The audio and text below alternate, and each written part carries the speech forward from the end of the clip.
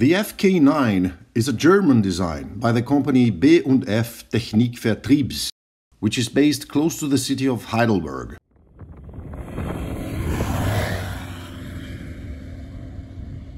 The model tested for this video is a Brazilian version of the FK-9, produced in Rio de Janeiro by ABS. This unit was built in 2011. The Brazilian-built FK-9 is easily identifiable from the outside. It has different wingtips that droop down slightly. Also, the panel on the Brazilian unit is larger. There are other differences, and a detailed examination of the German version is good reason for another Fly&Tell video. Let's have a closer look at the Brazilian FK-9. It's 19 feet long, with a wingspan of 32 feet and 3 inches.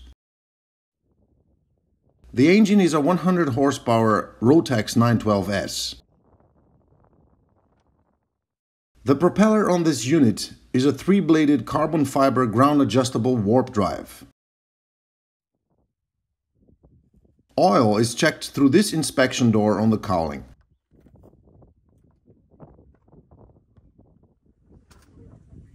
The airplane carries 26.5 gallons of fuel, divided in 2 wing tanks. There's a shut-off valve for each tank. A 1-gallon header tank is located behind the seats, and because that's the lowest part of the fuel system, that's where the drain valve is located. Baggage compartment is accessed from the outside.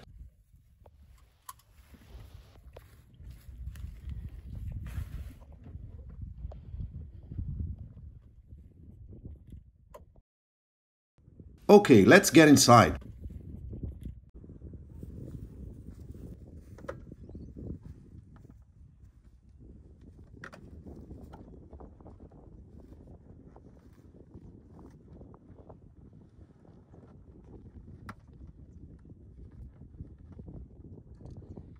The interior of the FK-9 is not particularly roomy, but it's neatly done. Seats are sport car-like, and we felt quite comfortable on our relatively short flights. We suspect those seats would be able to provide reasonable comfort even on longer legs. The airplane has sticks, and there are 2 power levers, so that when seated on the left, the pilot has the option of using either the left or the right hand to fly the airplane. When seated on the right, you always fly with your right hand. A 6-footer has enough headroom even with headphones on. Legroom is plenty. And laterally there's not a lot of shoulder rubbing. Elevator trim control is on the stick grip as well as the PTT. Stab trim positioning is shown here. And this switch selects which yoke will control the trim. The flaps are electrically activated through this switch. And these lights indicate their position. The airplane tested is equipped with a Dynon D100 screen and a GPS ERA 796. Okay then. Clear prop!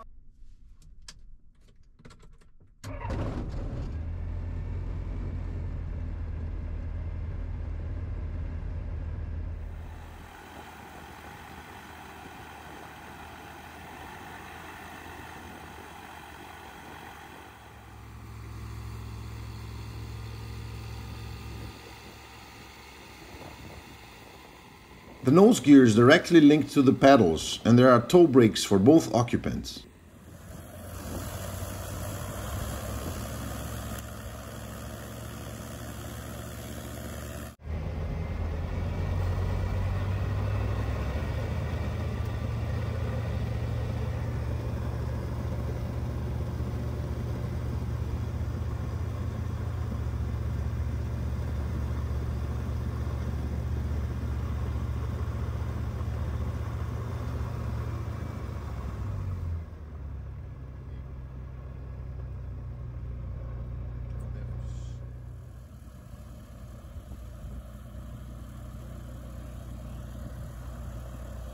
We're ready. Let's fly.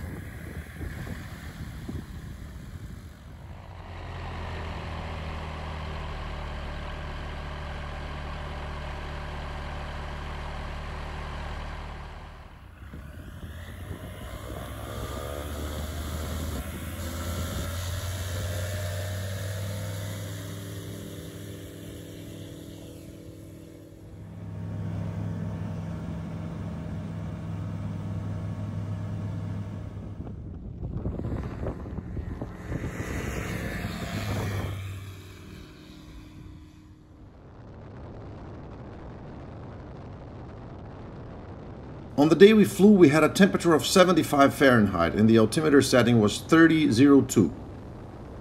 The wind was on the nose at 5 to 7 knots. With 2 on board and 13.2 gallons of fuel, the FK-9 needed 1,000 feet for takeoff.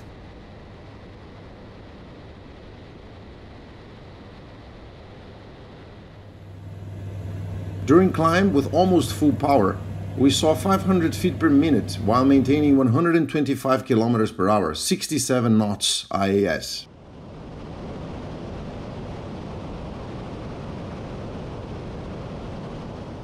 There was a bit of turbulence, and leveled at 4,200 feet while maintaining 5,000 RPM, we saw between 175 and 180 kilometers per hour, 95 to 97 knots indicated. We calculated that to be between a 103 and 105 knots true air speed.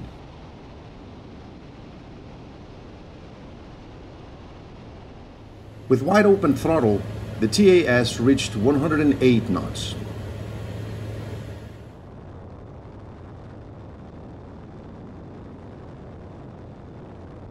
The FK-9 has proportional and predictable flying qualities, with prompt and corresponding reactions. It's not immediate like an RV, nor has it the unhurried answers of a Cessna 172. It possesses that sort of elegant balance, typical of German machines.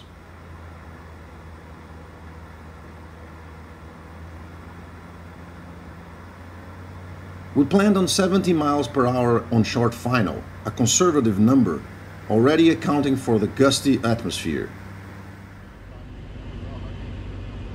We lowered the flaps.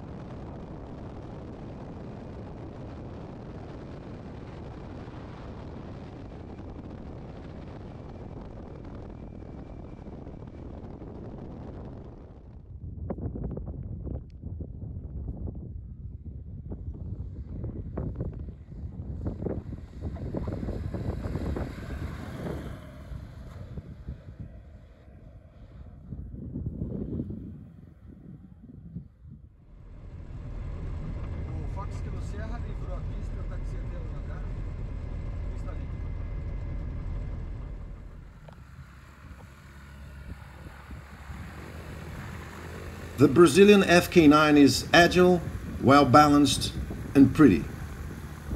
It seems bigger inside than it is outside, offering more space and comfort than its diminutive proportions suggest. It's a remarkable little airplane.